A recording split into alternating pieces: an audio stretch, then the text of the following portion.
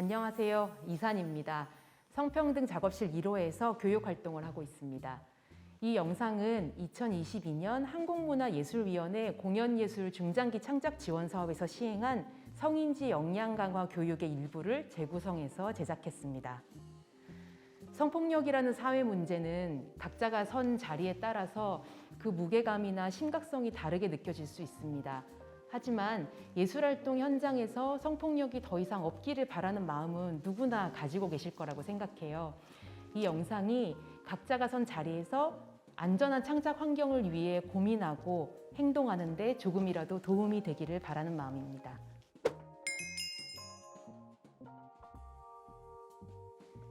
그럼 먼저 공연예술단체에서 발생할 수 있는 성폭력 2차 피해에 대한 이야기를 나눠보도록 하겠는데요. 이야기 손님으로 심혜림 배우님, 극단 Y의 강윤지 연출님 모셨습니다. 안녕하세요. 안녕하세요. 네, 소개를 좀 부탁드릴게요. 안녕하세요. 저는 심혜림이라고 하고요. 저는 연극인이고 문화예술계 성희롱 성폭력 예방교육 전문 강사로 활동하고 있습니다. 반갑습니다. 안녕하세요. 저는 글 쓰고 연출하는 강윤지입니다. 저희가 같이 볼 사례를 제가 한번 읽어보도록 할게요. 안녕하세요. 저희 단체에서 지난주에 공연을 마치고 오랜만에 회식이 있었습니다. 회식이 끝난 뒤 단원 B가 단원 A를 집에 데려다 주겠다고 택시를 함께 탔고 A의 집 앞에 같이 내리더니 억지로 A에게 키스를 했다고 합니다. 다음 달에 같은 작품의 앵콜 공연을 해야 하는데 A는 B를 마주치고 싶지 않고 공연을 같이 못하겠다고 합니다. 대표인 제가 두 사람을 불러서 화해를 시도해봤지만 서로 한치도 양보하지 않았고 그 후 극단 분위기가 점점 더 나빠지는 것 같습니다. 형평성을 고려하면 A, B 모두 앵콜 공연에서 제외하고 자숙하는 기간을 가지게 해야 할 것 같습니다. 네, 두 사람을 모두 앵콜 공연에서 제외하는 걸 생각하고 계시는데 괜찮을까요? 아니요. 괜찮지 않아요. 네네, 괜찮지 않다고 생각하시는 이유를 좀 말씀해 주시겠어요? 이분이 단체에서 둘 다를 제외를 하게 되면 앞으로 만약에 누군가 불이익을 당하거나 뭐 불편함을 느끼거나 성폭력 사건이 일어났을 때 그거에 대해서 본인이 좀 자유롭게 이 사실을 알리기가 어려울 것 같아요. 왜냐하면 뭔가를 내가 피해를 당했다고 이야기를 했을 때 본인도 불이익을 받을 수 있다는 인식이 심어지기 때문에 안 좋은 것 같습니다. 그리고 이제 공연에서 배제당했다는 것은 성폭력 피해를 이야기했다고 해서 생긴 업무상 불이익이거든요. 그러니까 명백한 2차 피해고요. 이제 공연에서 제외하는 걸 생각하기보다는 그 단원 B를 사건 처리 절차를 거쳐서 그 성추행 사실을 확인하고 결과에 따른 징계를 내리는 것이 맞을 것 같습니다. 그 말씀하신 내용이 사실 법률에도 나와 있어요. 우리나라에는 남녀고용 평등과 일가정 양립에 관한 법률, 줄여서 남녀고용 평등법이라고 부르는 법에 직장에서 업무 관련성이 있는 관계에서 발생한 성폭력, 그걸 저희가 직장 내 성희롱이라고 부르죠. 그런 사실이 발생하면 사업주가 피해자 보호 조치를 하고 사실관계를 파악하고 가해자 징계를 하게 되어 있는데요. 인식의 문제가 중요한 것 같아요. 사실 이 사건에서도 이 대표님께서 사실관계를 파악한다거나 뭐 가해자한테 정식으로 사과를 하도록 요구하기보다는 둘이 만나서 화해를 해봐라, 잘 해봐라 이렇게 이야기를 하시는 거잖아요.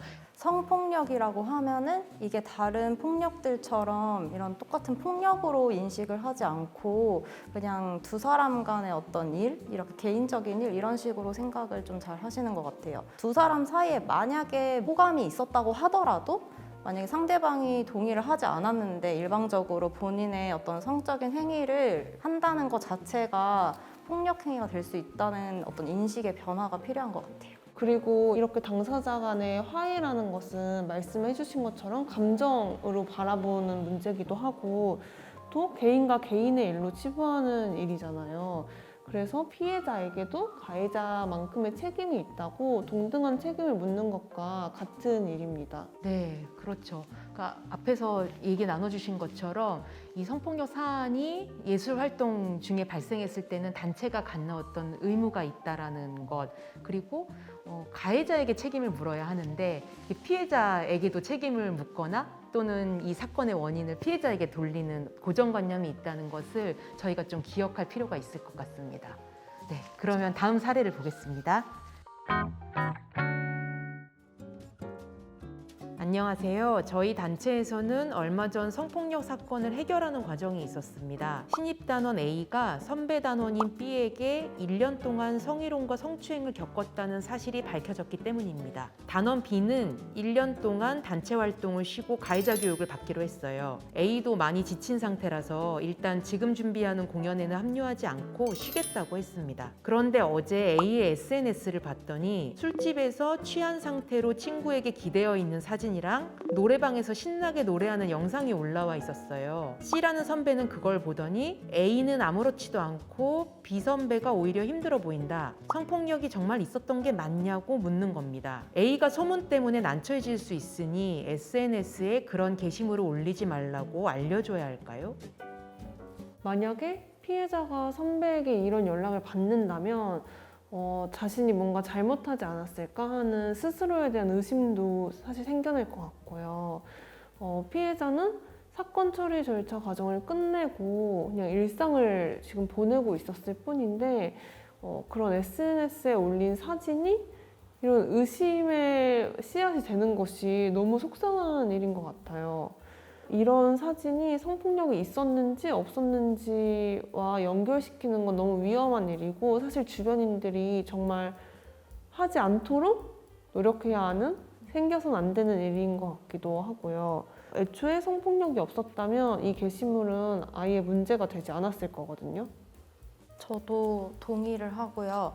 이 사연을 보내주신 분도 그리고 그 C라고 하는 선배도 어떻게 보면 피해자는 이래야 한다라고 하는 그 고정관념에 조금 갇혀 있는 느낌이 있거든요.